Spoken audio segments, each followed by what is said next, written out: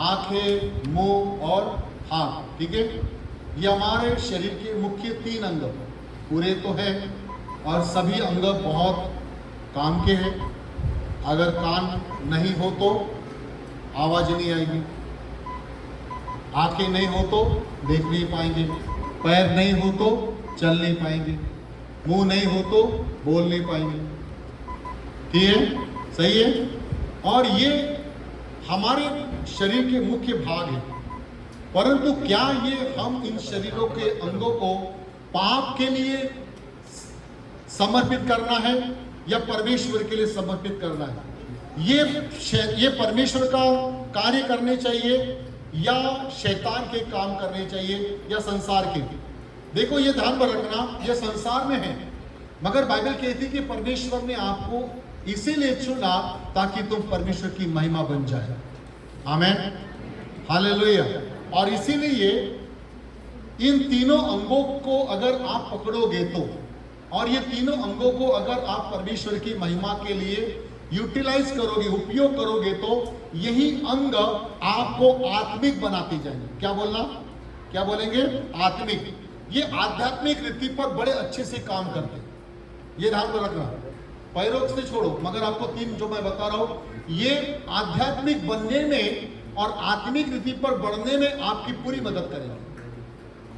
अगर ये 3 जो अंग है, अगर ये परमेश्वर के कार्यों में अगर आप उसको यूज नहीं करोगे और ये समर्पित नहीं करोगे, तो यही जो 3 अंग है शैतान अपने कामों के लिए यूटिलाइज करना शुरू करेगा। आप देख लो, सबसे ज्यादा अगर पाप आपको संसार के अंदर में अगर नजर आता है तो ये 3 जो अंग है, इन्हीं 3 अंगों के द्वारा आपको नजर आएगा।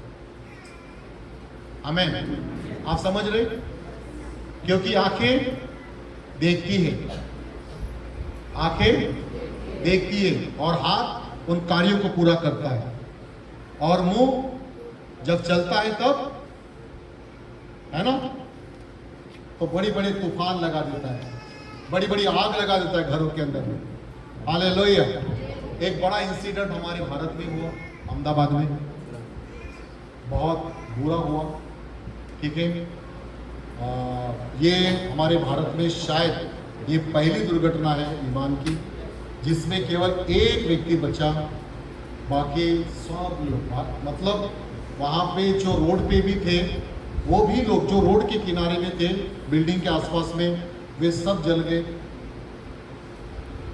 गाड़ियाँ जल गई, बहुत सारे जितने भी आजू बाजू में जितने एरिया में थे वो सब के सब जल गए। ये बहुत बड़ी दुर्घटना है।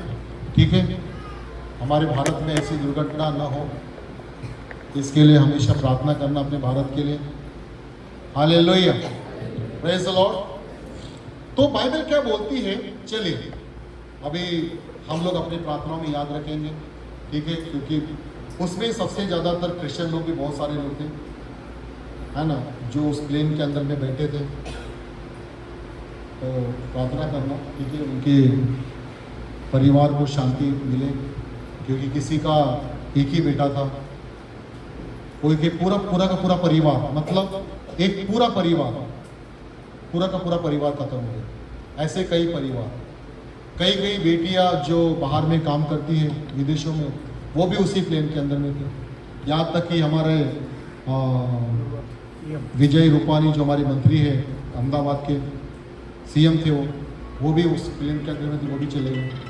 ठीक है, चलिए कोई बात नहीं, प्रेज़ द लॉर्ड।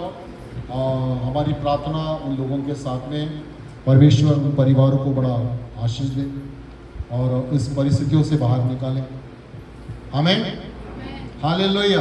निकाले एक वचन, मत्ती की पुस्तक उसका 6 अध्याय और उसके 22 वचन को देखिए। ठीक है, चलिए हम शुरू करते, धीरे धीरे हम लोग इन बातों को देखते जाएंगे कि ये शरीर के अंग कैसे हम परमेश्वर की महिमा के लिए उपयोग करेंगे। और एक ध्यान में रखना, मैं देखता हूं कि अभी आप लोग है ना ऑनलाइन मीटिंग में बहुत कम जुड़ते हो। ऐसा मत करो, क्योंकि आपको सीखना है, आपको समझना है। ध्यान में रखना, आप अगर जितना जुड़ के रहोगे, आपको बहुत सी बातें आपको सीखने के लिए मिलेगी। अगर आप सीखना नहीं चाहते तो फिर आप कभी सीख नहीं पाओगे। फिर प्रभु आ जाएगा तो फिर आपको कौन सिखाएगा? फिर आपको सीखना नहीं है, ध्यान में रखना, अभी आपको सीखना है। यीशु मसीह आने के बाद आपको सीखने की कोई जरूरत नहीं है, क्योंकि जिसके बारे में आप हम इतना चर्चा कर रहे हैं, पूरी दुनिया चर्चा कर रही है, वही जब आपके साथ में होगा तो अभी मेरी वाइफ मेरे पास ही है, उसके बारे में क्या बताऊंगा, वो भी हमेशा आपके साथ रहती है। जब आप यीशु के साथ रहोगे उसके बारे में क्या चर्चा करोगे? नहीं, सही है। अभी वो नहीं है, वो नहीं दिख रहा है ना, और उसने वायदा किया कि मैं हमेशा तुम्हारे संग रहूंगा, तुम्हारे साथ रहूंगा, तो हम उसकी चर्चा करें जब तक वो हमें लेने के लिए नहीं आता है। तो हाँ चलिए, बाइबल क्या बोलती है? हाँ, शरीर का दिया, शरीर का दिया क्या है? आँख है, आँख है। इसलिए हाँ, यदि तेरी आँख निर्मल हो, यदि तेरी आँख निर्मल हो तो तेरा सारा शरीर, तेरा पूरा शरीर जो है वो कैसा रहेगा? उजियाला उजियाला रहेगा। ध्यान में रखना, शरीर का दिया क्या है? दिया, दिया मतलब उजियाला, शरीर का दिया ज्योत, ठीक है, क्या है? आँख है। अगर किसी को आँख नहीं है तो क्या है?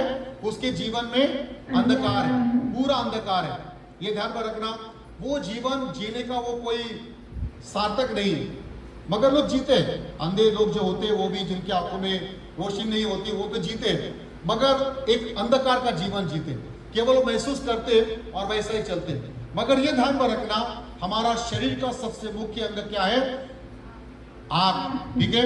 दूसरी बात, अभी मुंह के विषय में बाइबल क्या बोलती है? नीति वचन की पुस्तक उसका 21 अध्याय और उसका 23 वचन पढ़िए। अभी देखो मैं बैकग्राउंड तैयार कर रहा हूं, ठीक है ना। चलिए, नीति वचन उसका 21 अध्याय और उसका 23 वचन। जो अपने मुंह को हाँ, वश में रखता है, जो अपने मुंह को वश में रखता है, वह अपने प्राण को विपत्तियों से सुनो, बचाता आपके है। मुंह को अपने वश में रखना, अगर उसको छोड़ दिया तो फिर वो बड़े बड़े आग लगाना शुरू कर देगी। और इसीलिए परमेश्वर का वचन मुंह के बारे में बड़ा बात करता है। क्या बोलता है? आप पढ़िए। जो अपने मुंह को वश जो में रखता है, जो अपने मुंह को वश में रखता है, ठीक वह है, अपने प्राण को वही व्यक्ति अपने प्राणों को विपत्तियों से बचाता विपत्ति, है। आने वाले विपत्तियों से, झगड़े रगड़े से, लड़ाई झगड़ों से, मार पिटाई से, ठीक है, वो क्या करता है? वो क्या करता है? आने वाली विपत्तियों से बचाता है, झगड़े रगड़ों से बचाता है। हमारे घर के अंदर में झगड़े रगड़े नहीं होते, क्यों? क्योंकि अगर ये कुछ बोली तो मैं चुपचाप रहता हूं, अगर मैंने कुछ बोला तो ये चुप रहती है। मैं कितना बोलते जाऊंगा, अरे यार तू तो कुछ बोल, थोड़ा झगड़ा तो कर, नहीं तो वो चुपचाप रहती, तो झगड़ा होता ही नहीं। मगर जो दोनों तरफ से जब मुंह बसता है तब क्या होता है? तब विपत्ति आती है, घर के अंदर में विपत्ति आती है। क्या होती है? झगड़े होते हैं, मार पिटाई होती है, पत्नी पति को, पति पत्नी को, है ना, दोनों तरफ से घुसे लाते शुरू होती है। बराबर है? किसके घर में हुआ है? होता है, हाँ, एक होता है। Praise the Lord, hallelujah. तो ये ध्यान में रखना, विपत्तियां लेकर आती है, इसीलिए अपने मुंह को कंट्रोल करना जरूरी है। और बाइबल मुंह के विषय में क्या बोलती है? अपने मुंह को क्या करना? हाँ, वश में रखना। वह अपने प्राण को विपत्ति से बचाता है। वही हमारे प्राणों को विपत्ति से बचाता है। हालेलुया। और तीसरी बात, हमारे हाथों के बारे में, और परमेश्वर का वचन हमारे हाथ के विषय में क्या बोलता है? निर्गमन की पुस्तक उसका 17वां अध्याय, निर्गमन की पुस्तक उसका 17वां अध्याय, ठीक है, उसके 10 से लेकर 13 वचन को पढ़िए। मूसा की इस आज्ञा के अनुसार, मूसा परमेश्वर की आज्ञा के अनुसार यहोशू अमालेकियों से लड़ने लगा। यहोशू और अमालेकी जो है वो अमालेकियों से लड़ने लगा। और मूसा जो है, हारून और हूर पहाड़ी की चोटी के ऊपर में चढ़ गए। जब तक मूसा अपना हाथ उठाए हुए रहता था, तब तक इज़राइल प्रबल होता था। परंतु जब मूसा के हाथ नीचे आते थे, तब अमालेक की जो शत्रु है वो इजरायलियों के ऊपर में क्या करता था? प्रबल होता था। अभी आप सोचिए, अभी यहां पर एक युद्ध है और मूसा और उसकी जो सेना है, कालेब, हूर, ठीक है, ये क्या कर रहे हैं? अमालेक से युद्ध कर रहे हैं। मगर जब ये देखा कि मूसा ने देखा कि अमालेकियों ने उनका रास्ता रोक दिया और आगे बढ़ने के लिए वो लोग रोक रहे हैं, तो इसने क्या किया? मूसा एक पहाड़ पर चढ़ गया और दोनों हाथ परमेश्वर की ओर उठाया और वो स्तुति करने लगा। मगर जैसे जैसे उसके हाथ ऊपर की ओर उठे रहते थे, तो वचन में लिखा है कि इजरायली अमालेकियों को क्या करते थे? मारते थे, हरा देते थे। मगर जैसे जैसे उसके हाथ जो है जब थक जाते थे और नीचे आते थे, तो वचन में लिखा है कि वो जो विरोधी अमालेकी वो इजरायलियों को मारते थे, ऐसा वो इजरायली हारते थे। तब मूसा ने देखा कि यार जब जब मेरे हाथ नीचे आ रहे है ना, और हूर ने देखा, नून और उसके योशू ने देखा कि जैसे जैसा उसके हाथ नीचे आ रहे वैसा वैसा क्या हो रहे? अमालेकी विजय हो रहे। ये दोनों मूसा के साथ चढ़ गए और दोनों ने एक साइड एक हाथ, दूसरे साइड दूसरा हाथ ऐसा पकड़कर परमेश्वर की उसके हाथ उठाना चालू कर दिया। और जब जब उसका हाथ खड़ा रहा, अमालेकियों को उन्होंने क्या किया? नाश किया। समझो, जब आपके हाथ, सुनिए, आपके हाथ कितने काम के हैं? बोलो मेरे हाथ काम के हैं। आप परमेश्वर की आराधना कैसे करोगे?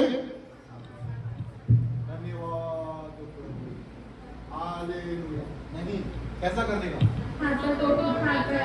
हाथों को आप अपने हाथों को उठाकर परमेश्वर की महिमा करनी है। बोलो कैसे? मुंह उठाकर नहीं, मगर मुंह तो उठाना है, मगर क्या? अपने हाथों को उठाकर जब आप परमेश्वर की महिमा करते हो, प्रभु तू कितना अच्छा है, तो ये ध्यान में रखना, जब आप अपने हाथ उठाते हो तो आप पूरी तरीके से परमेश्वर के लिए समर्पित हो जाते हैं। और इसीलिए हमारा हाथ उठाना बहुत जरूरी है। और जब आप अपने हाथ उठाते हैं तो शत्रु जो है वो धीरे धीरे कमजोर होता है। आपका हाथ उठाना आपके युद्ध को विराम देने के बराबर है। जब आपके हाथ, ध्यान में रखना, जब आपका हाथ उठाना बंद हो जाए, जब आप थक जाए, तो बाइबल एक बात कहती है कि शत्रु आप पर विजय होगा। सुनो ध्यान से, बाइबल क्या बोलती है?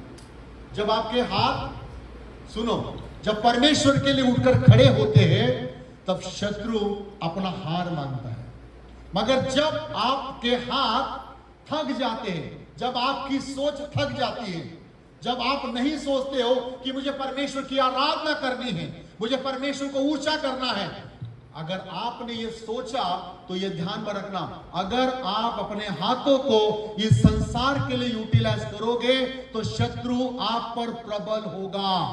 और आपके हाथ परमेश्वर की महिमा के लिए नहीं, मगर वो घर के अंदर में लड़ाई झगड़े के लिए, मारा पीटी करने के लिए और बुरे कार्यों के लिए यूटिलाइज करना शुरू हो जाएंगे।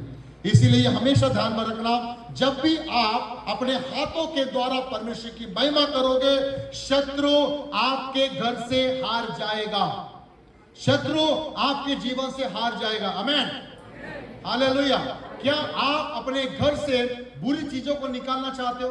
क्या आप अपने घर से उस बुराई को निकालना चाहते हैं? तो यह ध्यान में रखना, आपके हाथ खुदा के लिए खड़े हो जाना चाहिए। आमीन। बोलो मेरे हाथ परमेश्वर के कार्यों में आगे आते हैं, यीशु के नाम में। Hallelujah, praise the Lord. चले, अभी हम लोग एक एक बातों के विषय में देखेंगे। अभी मेरा पहला विषय है, पहला अंग मैं पकड़ रहा हूं, वो है आंख। बहुत महत्वपूर्ण।